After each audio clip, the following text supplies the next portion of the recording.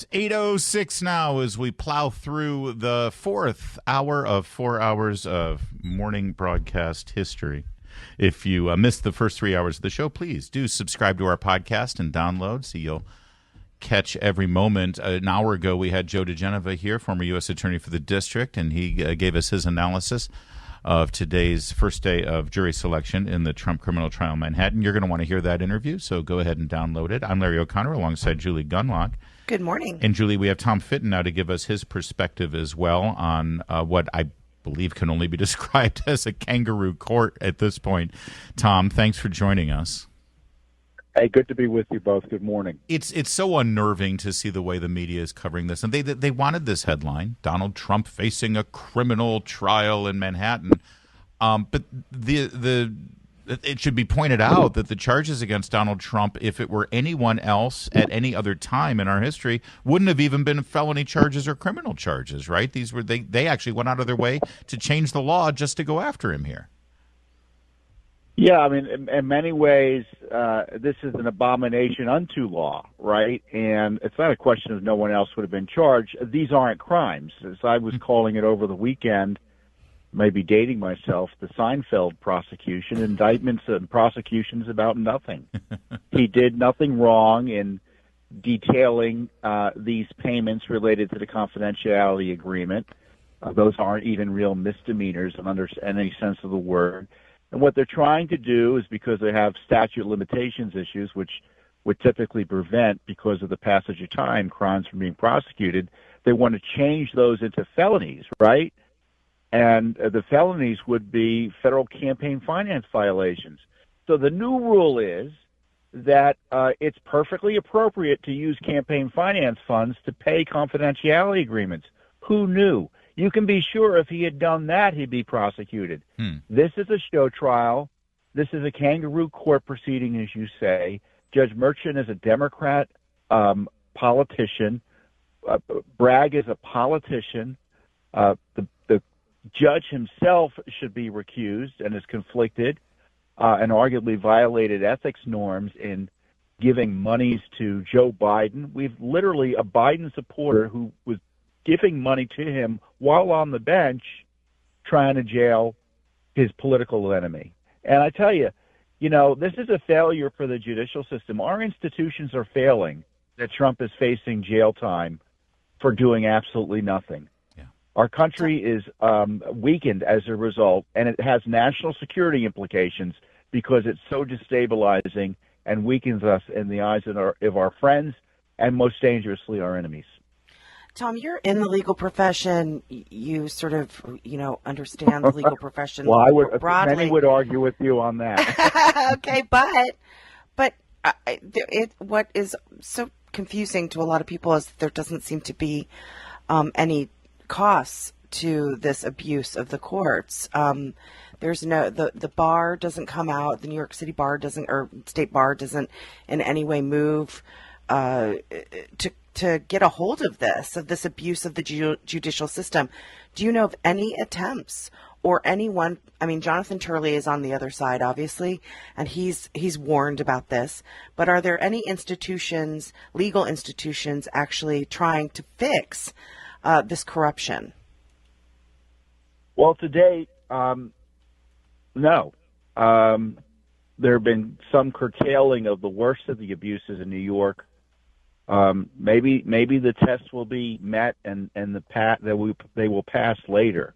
But in the meantime, our elections are being compromised. Right now, the election's rigged as far as I'm concerned.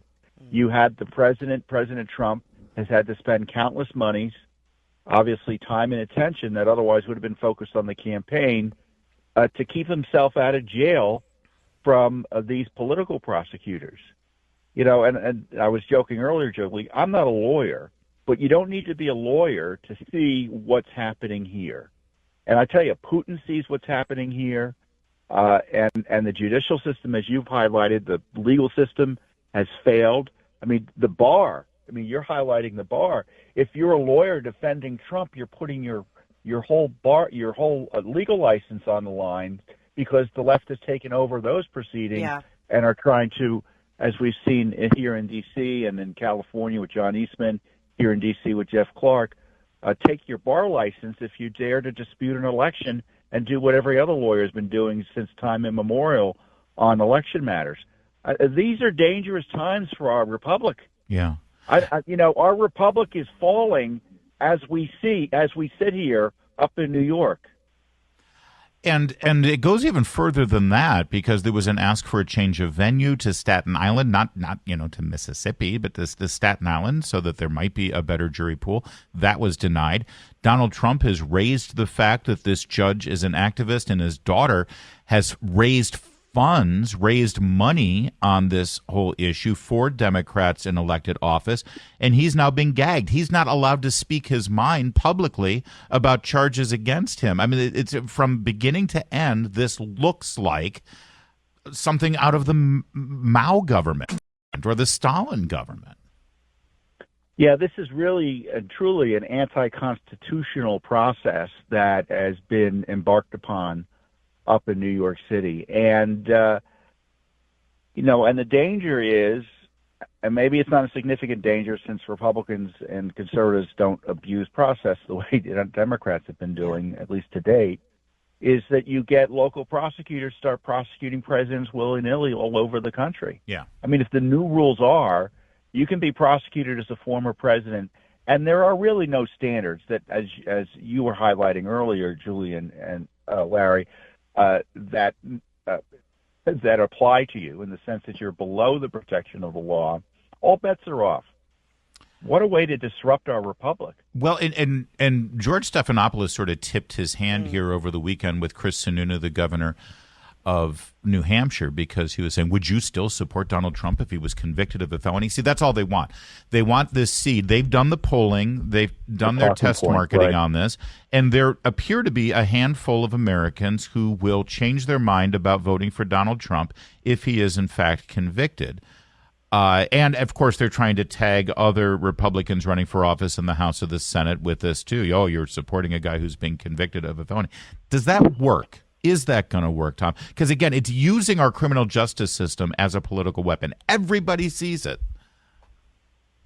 Well, you have to presume there's going to be a number of voters who are skeptical of Trump if he gets convicted. Certainly, they may be skeptical of him now.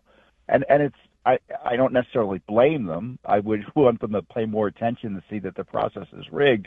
But the left relies on the American people and their good faith in the rule of law. And, if you get convicted, many people are going to draw a conclusion. Maybe you did something wrong. So I understand that the Trump campaign are trying to make lemonade out of a lemon by highlighting his increased popularity despite these prosecutions. But there's no politician in America who wants to be prosecuted and face loss of his freedom and his assets and his businesses, et cetera. Otherwise, they'd be, if that was the case, you'd have politicians lining up at the courthouse asking to get indicted all the time. Tom Fitton, Judicial Watch. We got to leave it there. It's always a great conversation, though. Really appreciate you joining us. You're welcome. Thank you. Good morning.